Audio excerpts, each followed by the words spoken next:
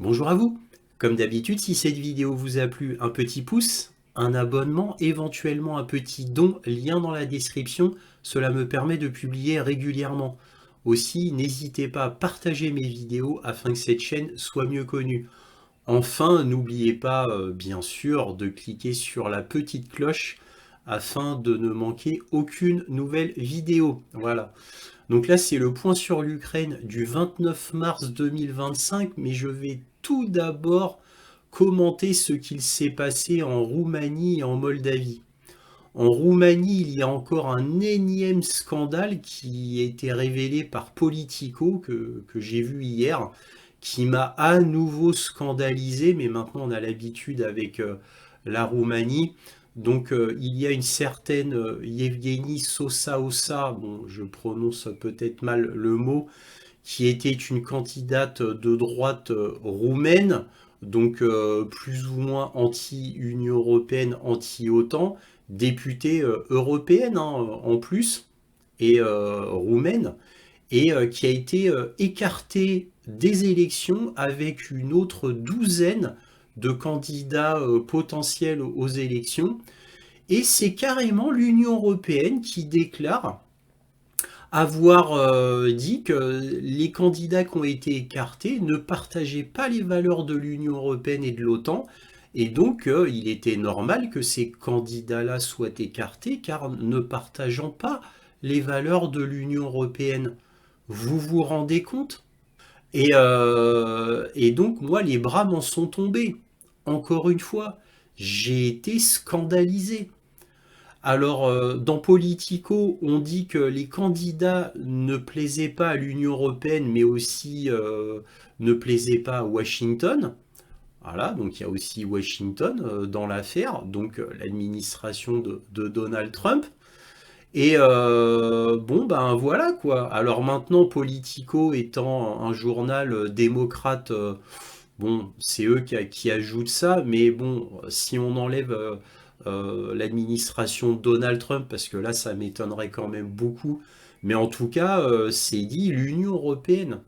Donc l'Union européenne, en gros, a regardé la liste des candidats de Roumanie et a écarté tous ceux qui ne plaisaient pas à l'Union européenne. C'est un véritable scandale. Et c'est dit comme ça dans les grands médias, c'est dit.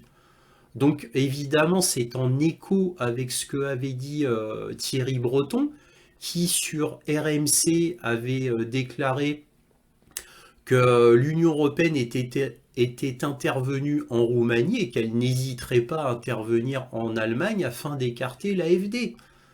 Voilà, Thierry Breton.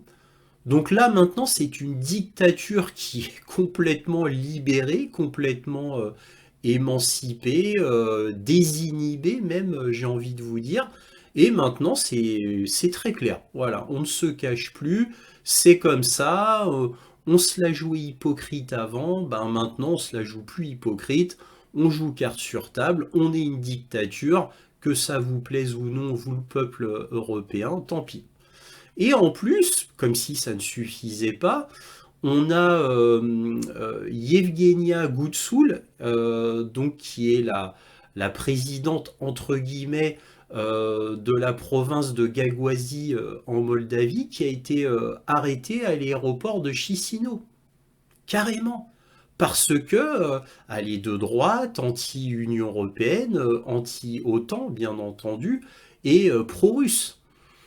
Donc, bah, elle a été écartée parce que sinon, elle pourrait gêner dans les futures élections de Moldavie. Voilà. Alors que la Gagouazie, ça fait longtemps que c'est là. Voilà, il n'y avait pas de souci avec la Gagouazie. C'est avec la Transnistrie qu'il y avait des problèmes avec la Moldavie. Et donc voilà, donc carrément la Moldavie a fait comme la Roumanie, voilà. Et puis bon, qui sait, on verra peut-être ce qui va se passer dans d'autres pays de l'Est. Mais voilà, maintenant on ne se cache plus. Ah, un candidat qui nous plaît pas, ah bah on l'arrête, carrément. Exactement comme Călin Georgescu en Roumanie. Et pour les autres candidats, bah, on leur interdit de se présenter. Voilà. Donc je tenais à faire ce coup de gueule avant de commencer parce que en réalité, il y a tellement d'événements choquants, extrêmement choquants et scandaleux qui arrivent en très peu de temps, hein, en quelques mois. Voilà, donc là on a l'impression que l'État profond est en pure panique et que comme il voit qu'il y a une montée de la droite quoi, souverainiste, des souverainistes dans l'Union européenne, comme ils sont en pure panique, bah là maintenant ça se déchaîne quoi. C'est voilà, ils ont l'impression que le temps leur échappe, que tout doit être maintenant fait en urgence parce que sinon ils risquent leur poste. Tout du moins c'est ce que je suppose. Bon allez, je m'arrête là pour les choses scandaleuses de l'Union européenne. Alors maintenant on va passer au point sur l'Ukraine en lui-même.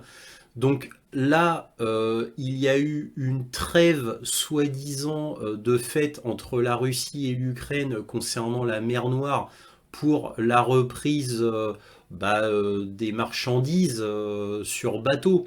Donc pour la reprise du commerce naval en mer Noire. Cela dit, bon, quand on lit les grands titres, on a l'impression que ça y est, il y a une trêve qui a été faite pour les marchandises en mer Noire entre la Russie et l'Ukraine, mais en réalité c'est complètement faux. Il n'y a absolument aucune trêve qui a été entérinée entre les deux entités, absolument aucune. Tout simplement parce que la Russie avait plusieurs exigences.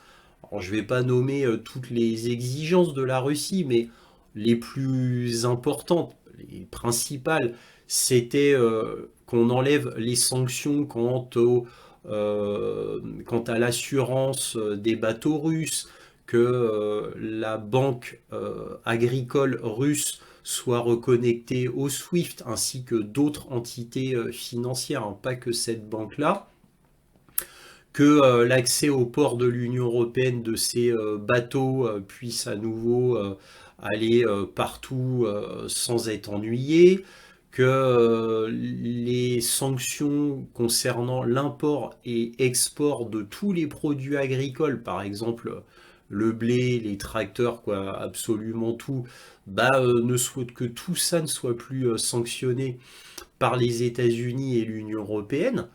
Donc voilà, c'est quand même quelques grosses exigences. Et puis bon, dans les exigences plus secondaires mais bien réelles, il y avait aussi que la Russie puisse inspecter chaque navire marchand qui allait dans les ports ukrainiens, afin qu'il s'assure bien qu'il n'y ait aucun armement dans ces bateaux-là.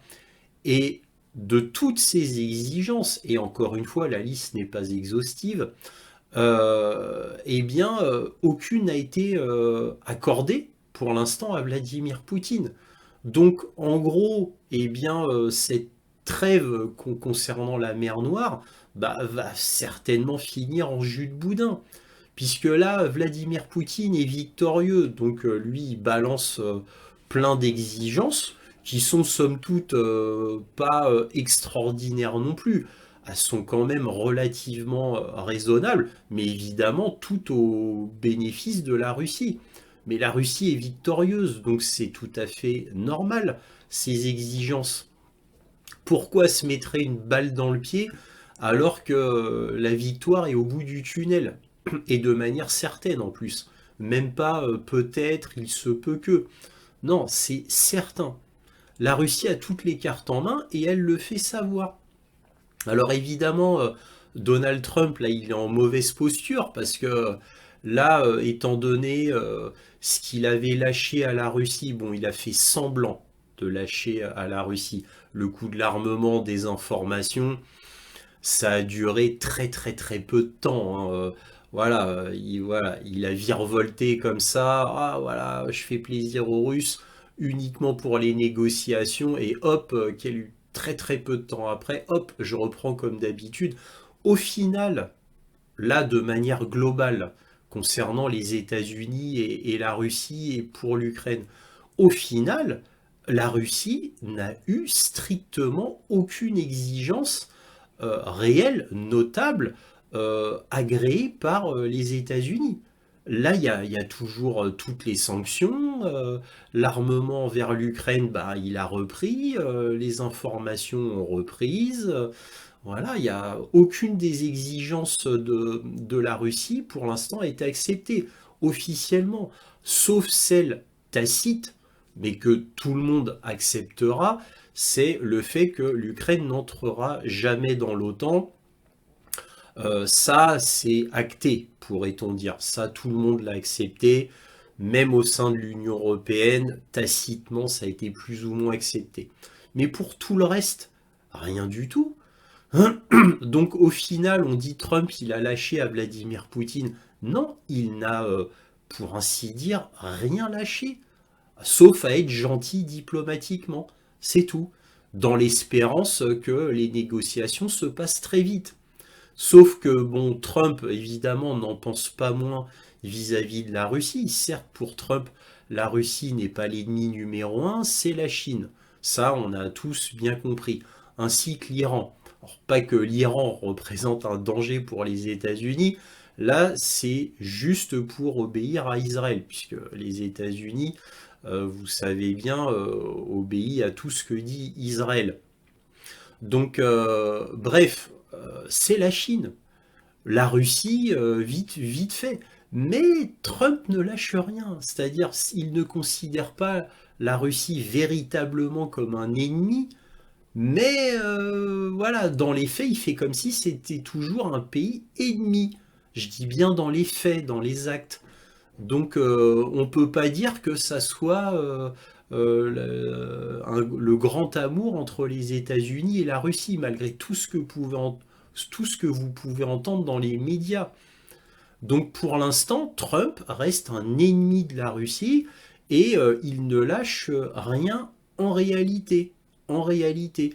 Alors on verra plus tard, hein, mais ne nous laissons pas leurrer par le ballet diplomatique où il y a des mots gentils. Par exemple, là, Steve Witkoff, donc l'envoyé spécial de Donald Trump pour l'Ukraine, il a vu Starmer, Premier ministre britannique, et il a dit qu'il n'était pas du tout d'accord avec Starmer. Starmer étant maintenant, au moment où je vous parle, le plus chaud pour envoyer des troupes en Ukraine, encore plus que Macron, imaginez-vous, eh bien, Steve Witkoff, il a dit à Starmer, non, non, je suis pas d'accord avec votre plan, car envoyer une troupe internationale en Ukraine, et là je cite, n'est que une posture et c'est un raisonnement simpliste. Donc vous voyez que Steve Witkoff ne prend absolument aucun gant avec Keir Starmer.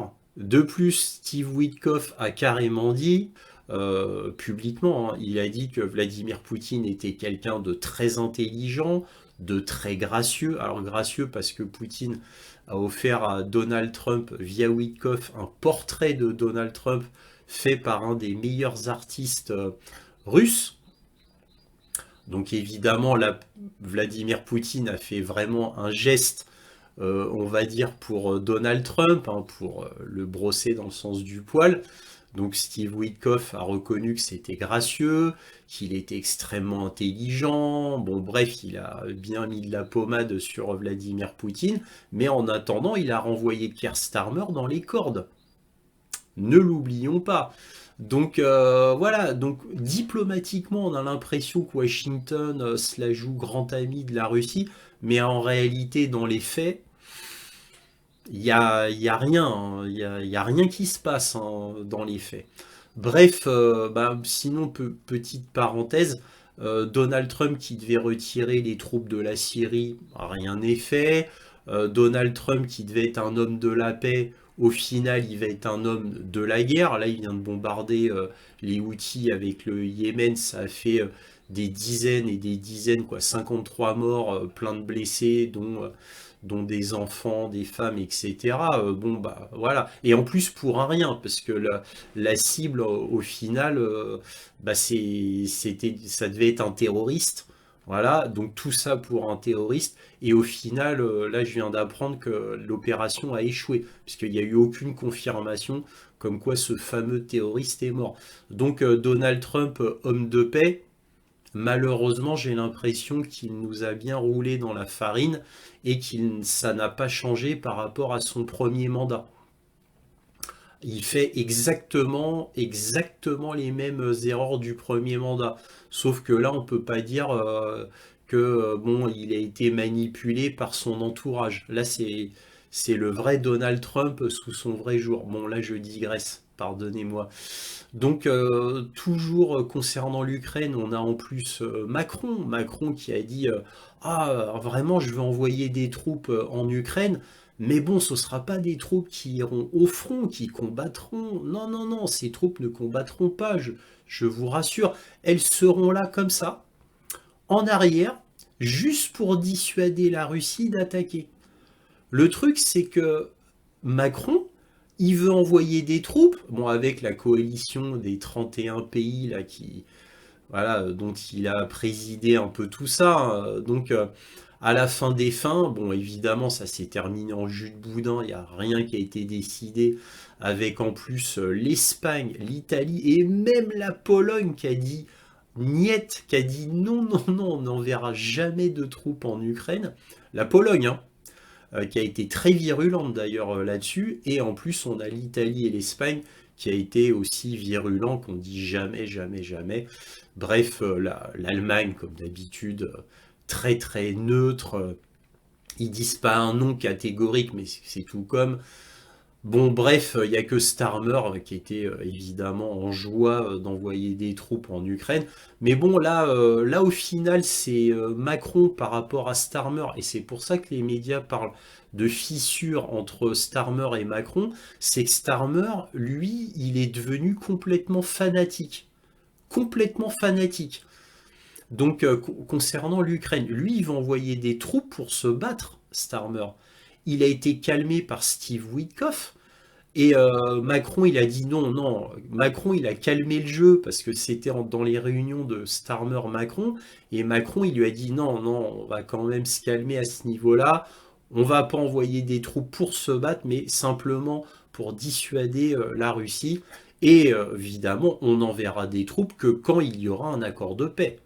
Bien sûr, on va pas envoyer des troupes maintenant. Donc en gros, c'est ridicule, ça n'aidera en rien l'Ukraine, puisque même le projet de l'Union européenne, donc impulsé par Macron, avec les 31, bah en fait, c'est pour envoyer des troupes, bon, si on en croit Macron, hein, et si le plan de Macron fonctionne, c'est envoyer des troupes pour dissuader les Russes d'aller encore plus en avant en Ukraine, mais une fois que l'accord de paix sera fait.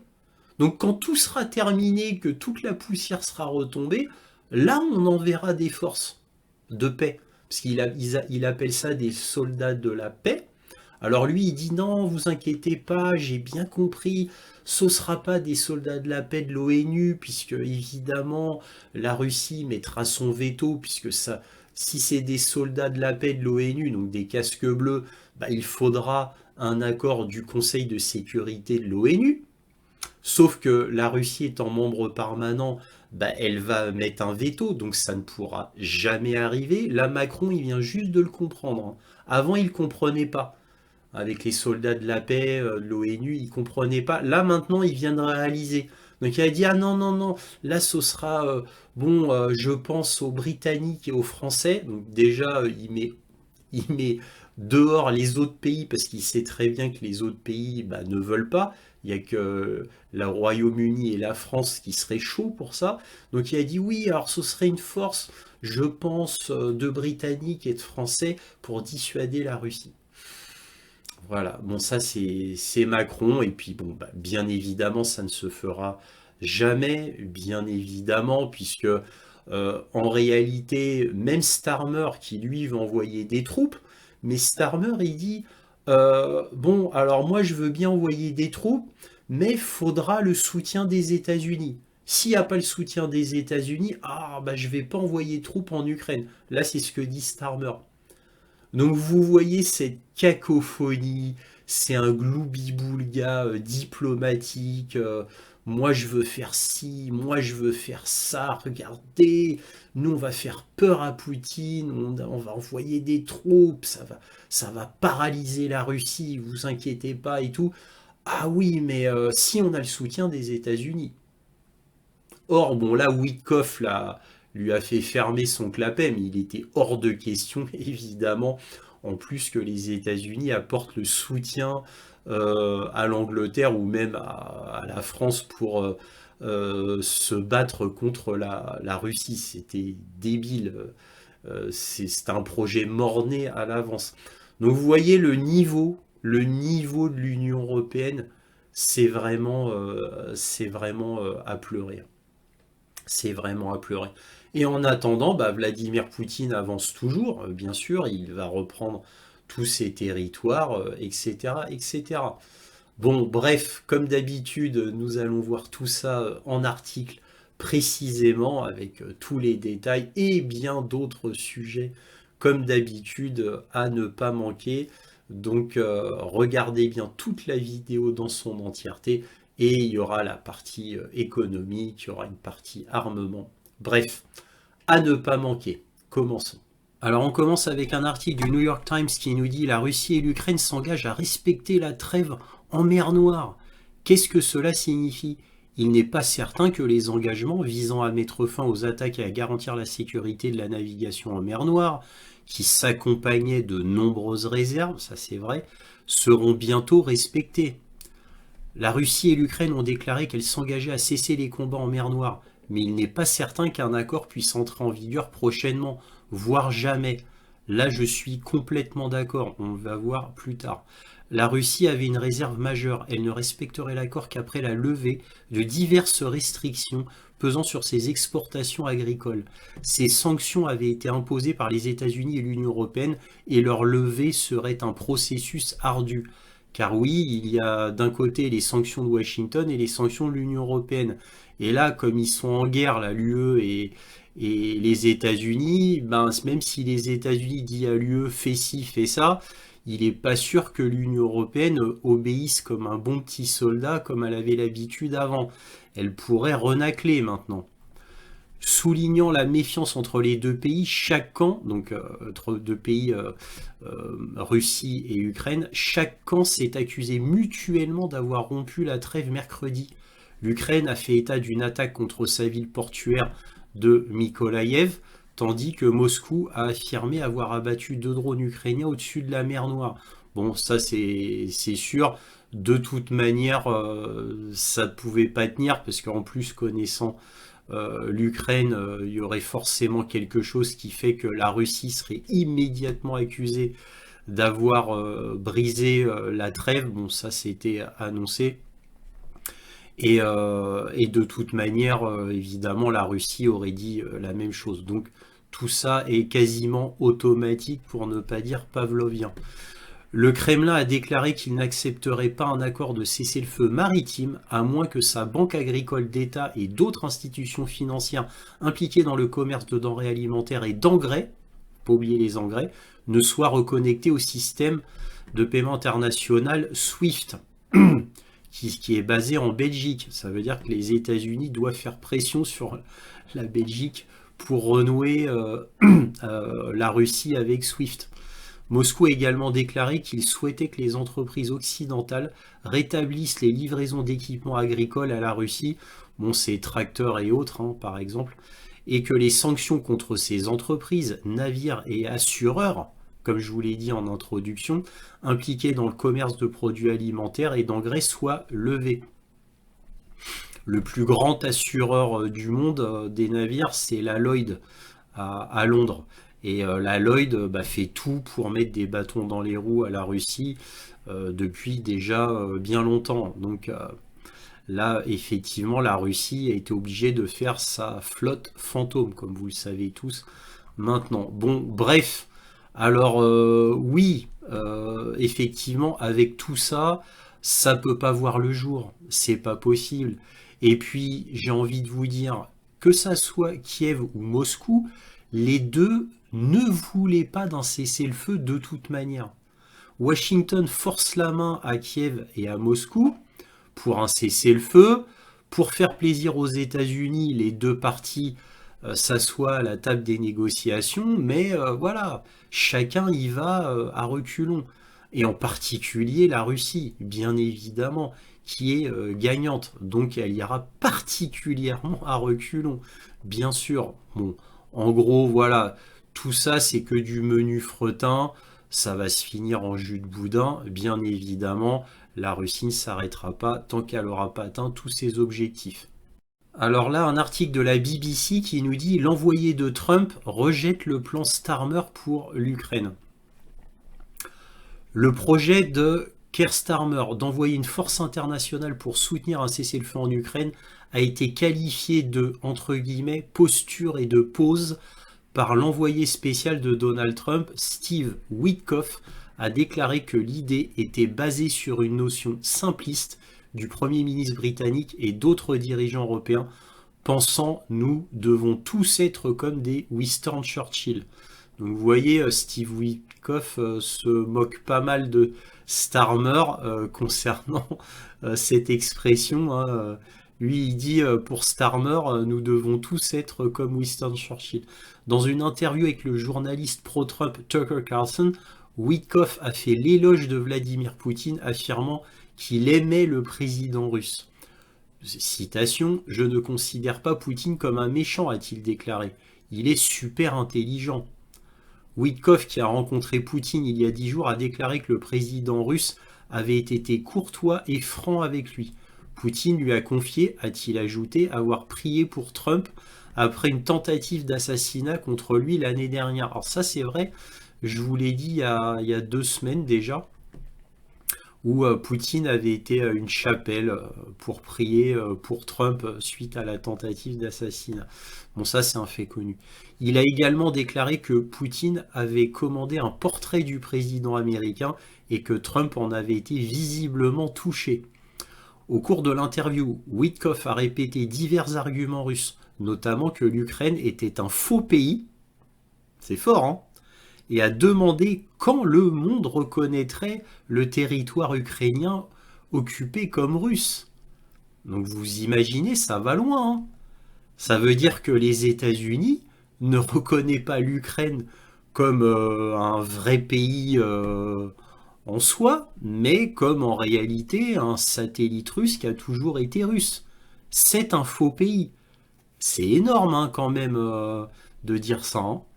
Voilà. Bon bref, et donc là il attend que le monde reconnaisse les territoires ukrainiens occupés comme russes. Donc c'est gros. Hein. Bon bref, voilà ce que j'avais noté d'intéressant sur l'article de la BBC. Bon, vous voyez que les États-Unis semblent être vraiment du côté russe. Cela dit, dans les actes, comme je vous l'ai dit, rien ne le montre en réalité. Diplomatiquement, oui, complètement. Mais dans les faits, c'est nullement le cas. Le New York Times qui nous dit les Européens promettent de soutenir l'Ukraine, mais sont en désaccord sur la proposition de force. Emmanuel Macron a insisté sur le fait qu'une force de réassurance composée de troupes européennes après la fin de la guerre était toujours envisagée, mais les détails restaient rares. Donc là, qu'est-ce qu'on a d'intéressant ?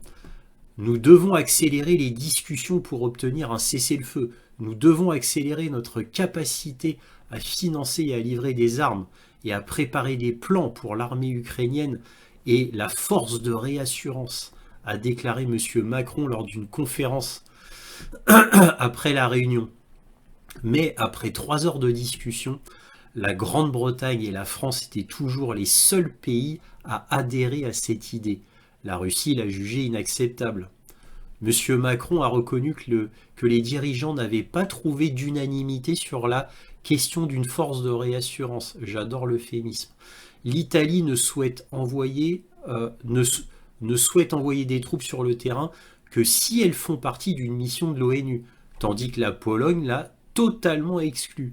M. Macron a néanmoins déclaré que la France et le Royaume-Uni enverraient des délégations militaires en Ukraine afin d'élaborer des plans pour l'avenir de l'armée ukrainienne et pour définir la taille et la portée d'une force de réassurance.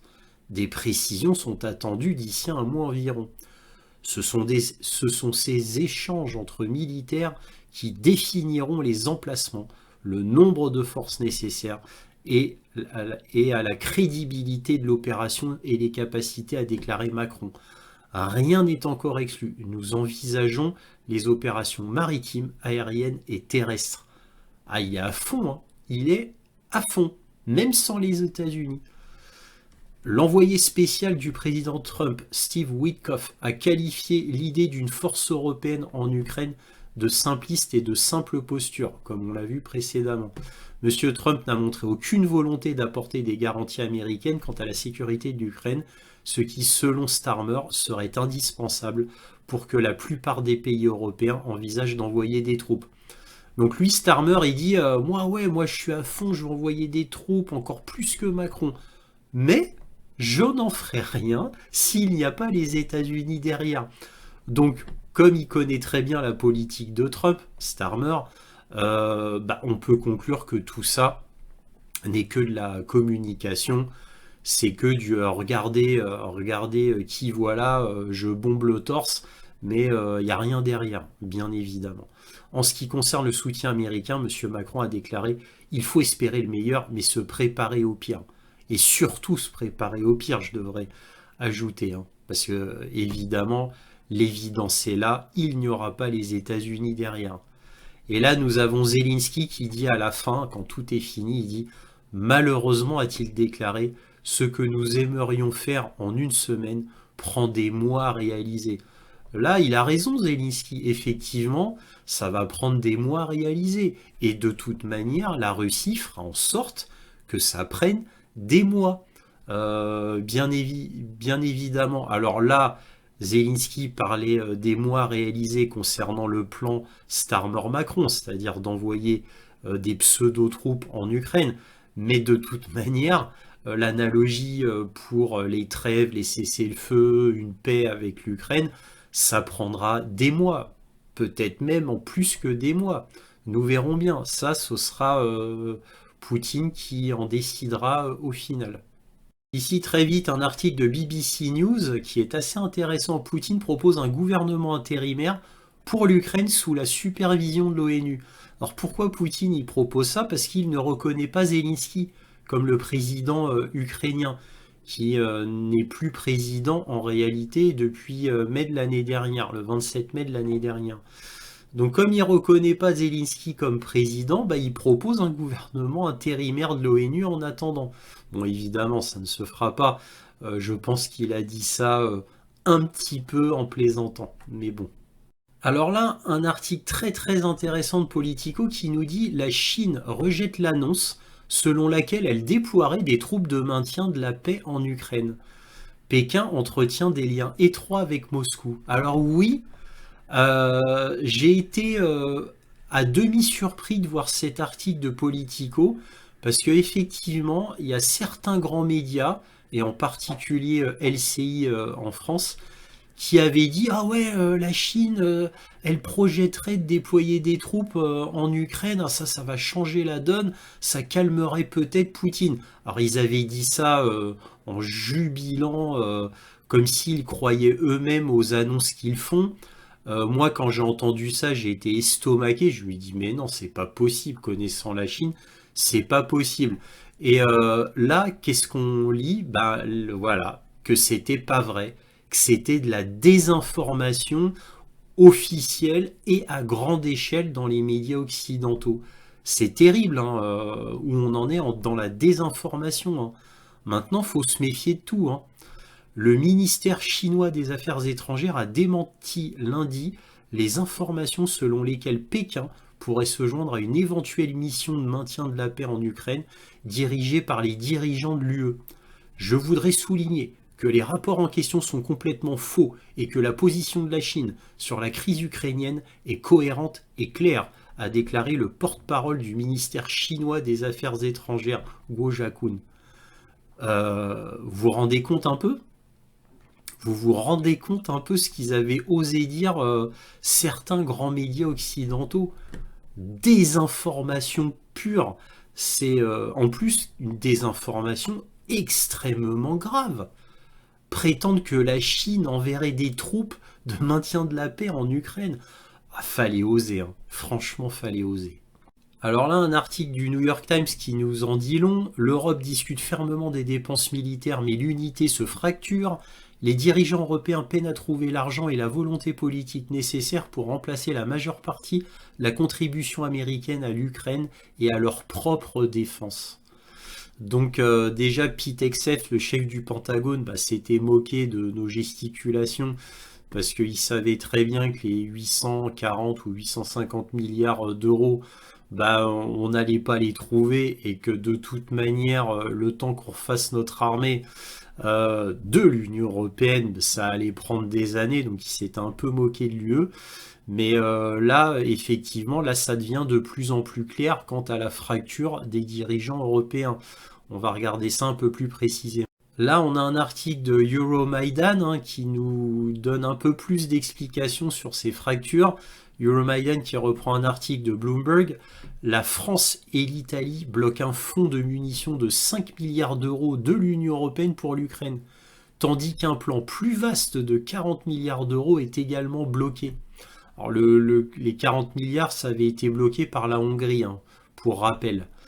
Ce qui a commencé comme une proposition d'aide militaire de 40 milliards d'euros s'est réduit à un fonds de munitions de 5 milliards d'euros qui fait désormais face à des perspectives incertaines. Bah oui, pourquoi ils disent perspectives incertaines alors que ça a été bloqué? Bon, bref, en plus par la France et l'Italie.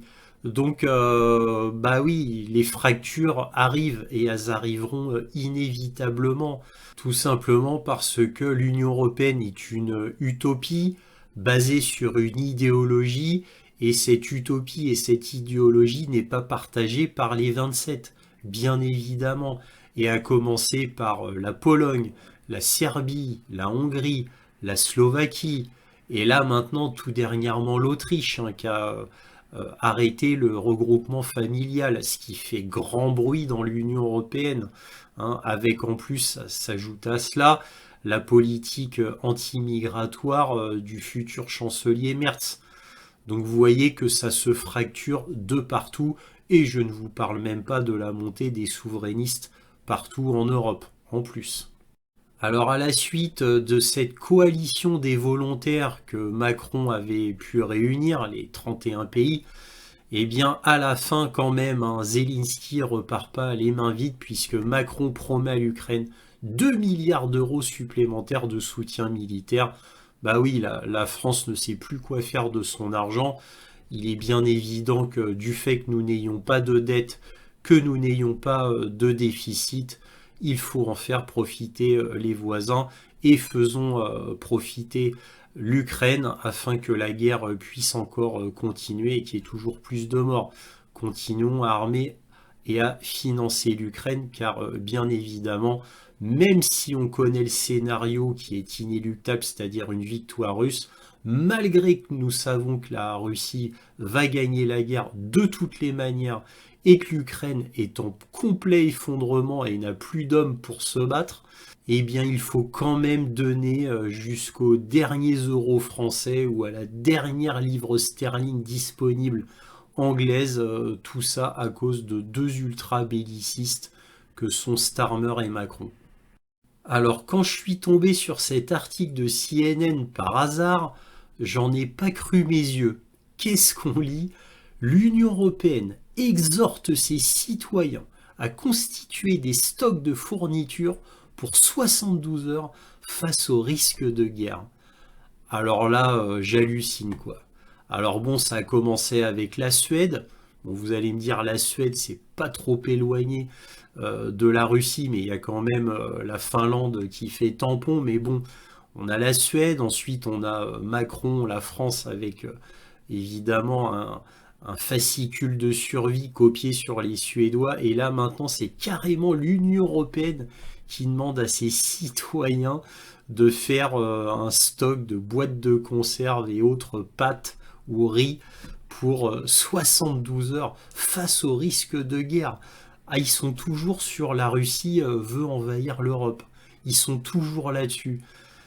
C'est pathétique. Et oui, l'Union européenne est tellement dos au mur et ne sait tellement plus quoi faire d'autre pour instiller la peur qu'elle en arrive à des moyens aussi grotesques, à des arguments aussi grotesques que oui, je le répète, cela en est vraiment pathétique. Alors ici, on a le journal Pravda Ukraine, Pravda Ukrainska, qui est un journal dissident ukrainien, ouais, je le précise, et qui nous dit Boudanov, donc Boudanov c'est le chef du SBU en Ukraine, a proposé au bureau du président un plan visant à faire exploser toutes les centrales nucléaires ukrainiennes. Et ça, c'est d'après l'ex-conseiller de Zelensky, Arestovitch. C'est lui, Arestovitch, qui le dit à un journaliste. Il dit que c'est Boudanov qui a proposé ce plan-là à Zelensky. Alors évidemment, vous vous dites que c'est un peu extrême comme solution de terre brûlée, parce que ça c'est une solution de la terre brûlée, et puis une solution vraiment extrême. On ne parle pas juste de la centrale de Zaporizhia en faisant un acte sous faux drapeau, en faisant un bombardement de missiles extrême.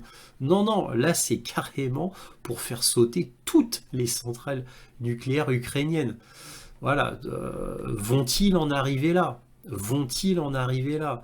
Bah, d'après Arestovitch, qui reprendrait donc apparemment une proposition de Boudanov lui-même, eh bien, faut espérer que ça soit une invention d'Arestovitch qui invente cette histoire. Il faut vraiment l'espérer.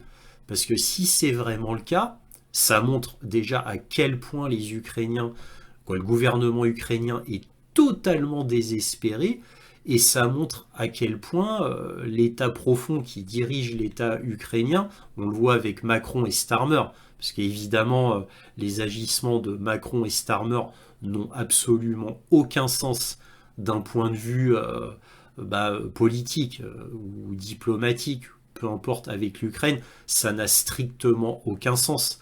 Donc pour donner un sens, s'il doit y avoir qu'un État profond derrière, eh bien ça veut dire que l'État profond est vraiment en panique. Mais encore une fois, à la limite, si vraiment Boudanov a proposé ça, on est dans un tout cohérent qui est en alignement avec Starmer et Macron. Et van der Leyen et l'Union européenne, bien sûr. N'oublions pas ce qui vient d'être fait en Moldavie, comme je vous l'ai dit en introduction, en Roumanie, les deux tentatives d'assassinat de Donald Trump, la tentative d'assassinat de Robert Fico, etc. On sent un état profond qui est en pure panique, et cette fois dans les faits. On n'est pas dans les suppositions ou les hypothèses. Donc si vraiment Arestovitch dit vrai, c'est extrêmement inquiétant, mais c'est très cohérent avec ce que pourrait très bien faire l'Ukraine avec le MI6, la CIA, etc. Pourquoi pas?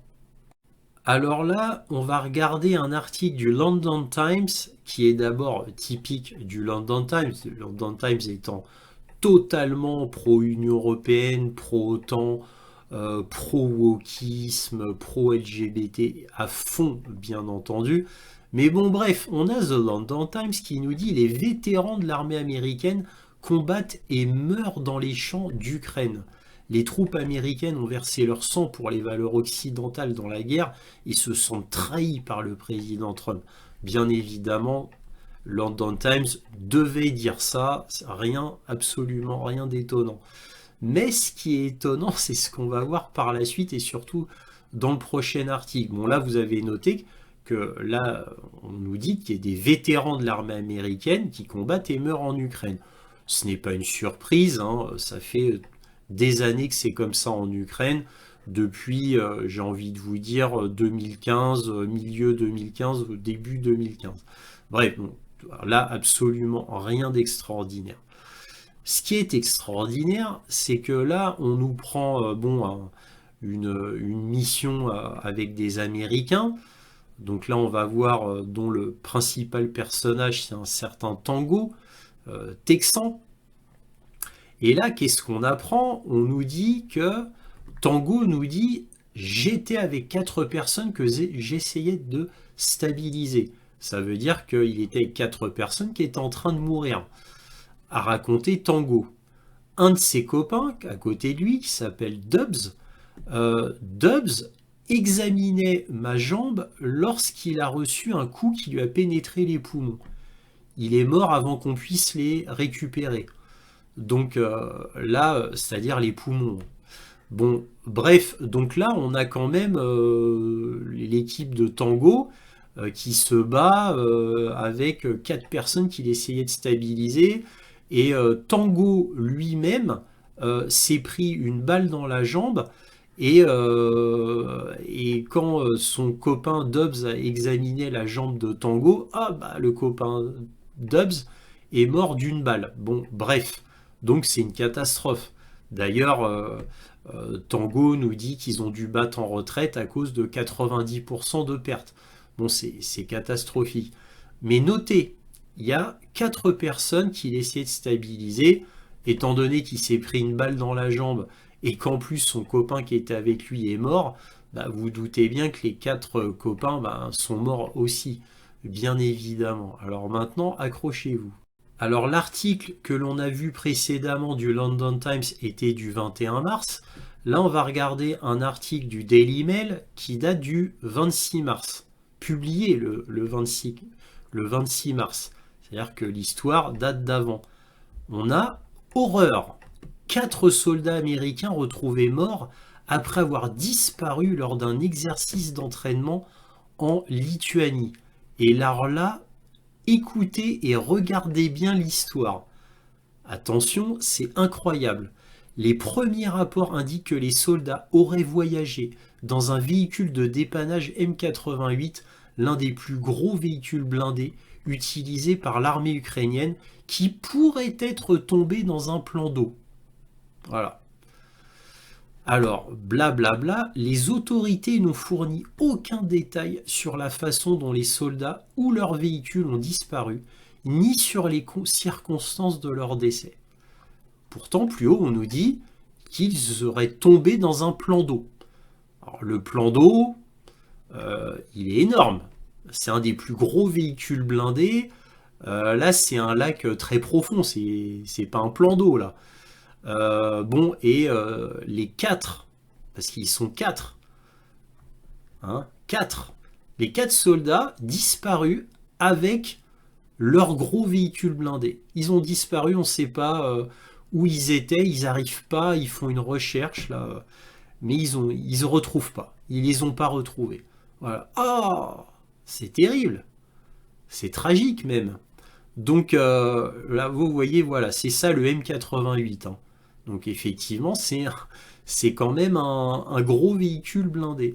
Et il a disparu avec les 4 hommes. Oh là là, c'est fou, hein. En Lituanie, lors d'un entraînement. Voilà, c'était suite à un exercice d'entraînement. Alors, outre le fait que ça soit complètement invraisemblable, hein, la Lituanie, c'est pas les États-Unis avec un exercice qui s'est passé au fin fond du Grand Canyon. Là, on parle de la Lituanie en terrain plat et bah, on ne sait pas où ils sont passés. On ne sait pas.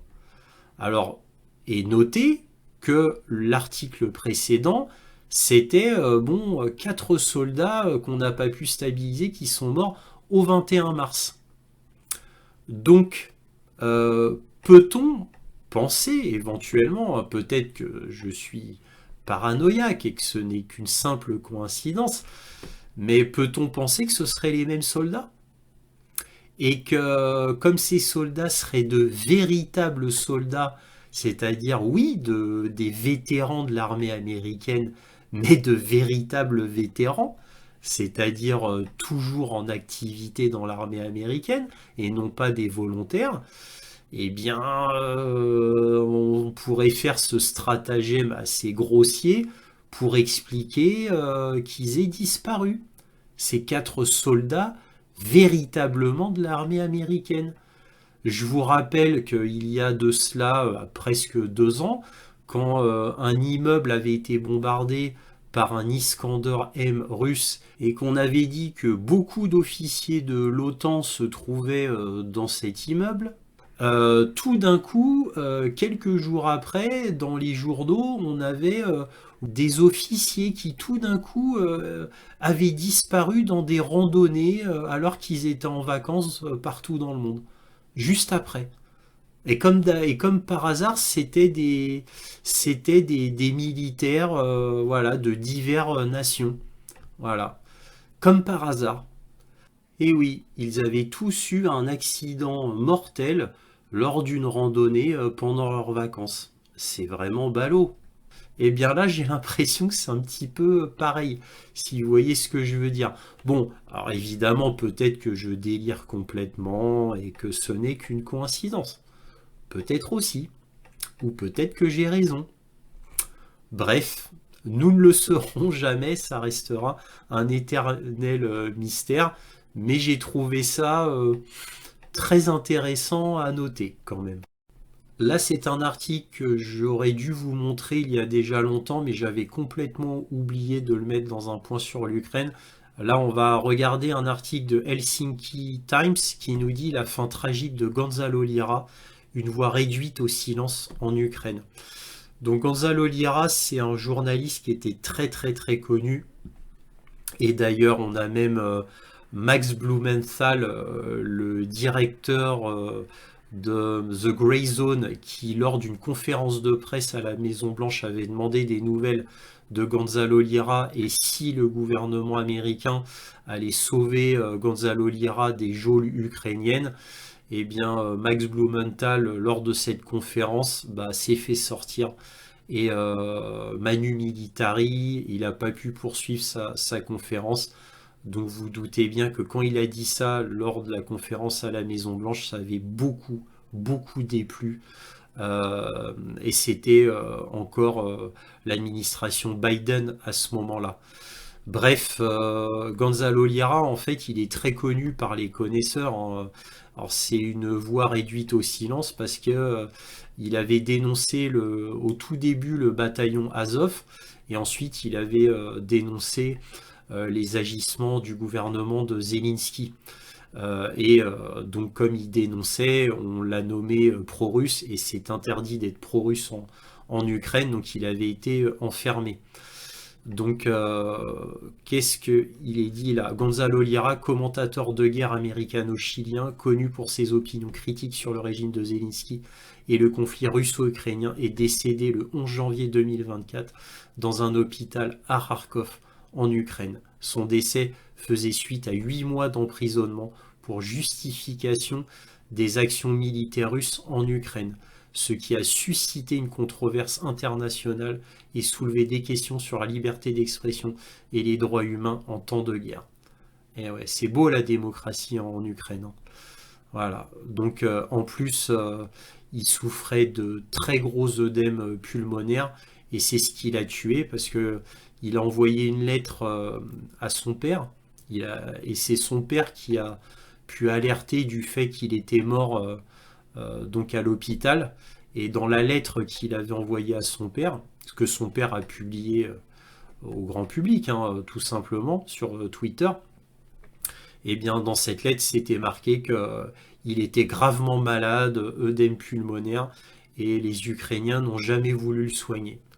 Donc il savait qu'il allait mourir, il savait qu'il allait mourir dans les geôles ukrainiennes, il a dit qu'il a été torturé à maintes et maintes reprises, battu avec une barre de fer. Bah oui, il résistait. Alors, comme c'était un citoyen officiellement américain, il a pu quand même avoir droit à une prise de parole avec le consulat américain en Ukraine. Donc, bref, les Américains, l'Union européenne savaient tous qu'il était enfermé en tant que journaliste pour ça, mais évidemment, on a complètement tué son histoire. Et d'ailleurs, cela l'a tué. Mais bon, bref, c'est pas fini. Là, on peut lire je ne peux accepter la façon dont mon fils est mort. Il a été torturé, victime d'extorsion, maintenu au secret pendant 8 mois et 11 jours Et l'ambassade des États-Unis n'a rien fait pour lui, a déclaré Lira Senior, c'est-à-dire le père de Gonzalo Lira, dans un courriel annonçant la nouvelle. La responsabilité de cette tragédie incombe au dictateur Zelensky avec l'accord d'un président américain sénile, Joe Biden, a-t-il écrit, ajoutant « Ma douleur est insupportable, le monde doit savoir ce qui se passe en Ukraine avec ce dictateur inhumain Zelensky. » Et oui, Zelensky, n'oublions pas, qui n'a pas hésité à tuer deux bras droits de Zaloujny, donc déjà son lieutenant, un lieutenant général et un aide de camp de Zaloujny. Voilà. Tout ça pour faire peur à Zaloujny qu'il se taise, qu'il arrête de dire qu'il n'était pas d'accord avec la façon de faire guerrière de Zelensky. Voilà. Et ensuite, Zaloujny, vous connaissez l'histoire, a été renvoyé en tant qu'ambassadeur ukrainien à Londres hein, pour que Zelensky puisse s'en débarrasser.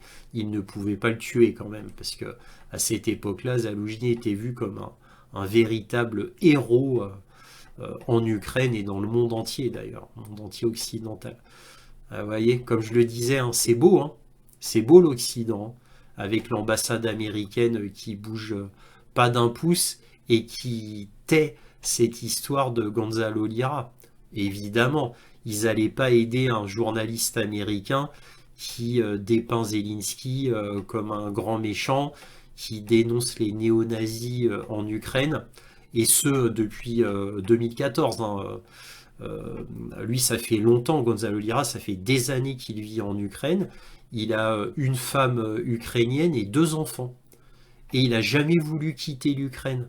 Ses amis lui ont dit « Mais va-t'en de l'Ukraine, tu vas avoir des soucis ». Et lui, il n'a jamais voulu, il a toujours voulu rester en Ukraine, du fait à cause de sa femme ukrainienne et de ses deux enfants nés en Ukraine. Donc à cause de ça, il n'a jamais voulu s'en aller d'Ukraine. Erreur fatale, j'ai envie de vous dire. Un dernier article de Business Insider qui nous dit la Russie équipe ses drones Shahed de nouvelles antennes chinoises pour vaincre les brouilleurs de Kiev selon les Ukrainiens. Donc l'Ukraine affirme que l'on trouve de plus en plus de Shahed russes dotés d'antennes chinoises. Alors je vous rappelle qu'on ne devrait pas les nommer Shahed russes, ce sont les drones Geran-Va, c'est-à-dire les Geranium 2, fabriqués en Russie. Hein. Ce ne sont pas des drones faits par les Iraniens, mais bon bref. Dotés d'antennes chinoises, ces dispositifs aident les drones d'attaque à contourner le brouillage électronique et l'usurpation d'identité. L'armée de l'air ukrainienne affirme que cela signifie que Kiev doit augmenter considérablement le nombre de brouilleurs qu'elle utilise. Selon des rapports ukrainiens, des antennes fabriquées en Chine aident les drones explosifs Shahed de la Russie à contrer plus efficacement la guerre électronique de l'Ukraine. Donc vous voyez que les Russes s'adaptent, hein, ils ne cessent de s'adapter, donc à chaque fois pour essayer de contrer l'adversaire, bien sûr. Donc les Ukrainiens cherchent à faire de même, mais ils ont toujours un temps de retard sur les Russes et c'est bien normal étant donné l'état catastrophique du pays.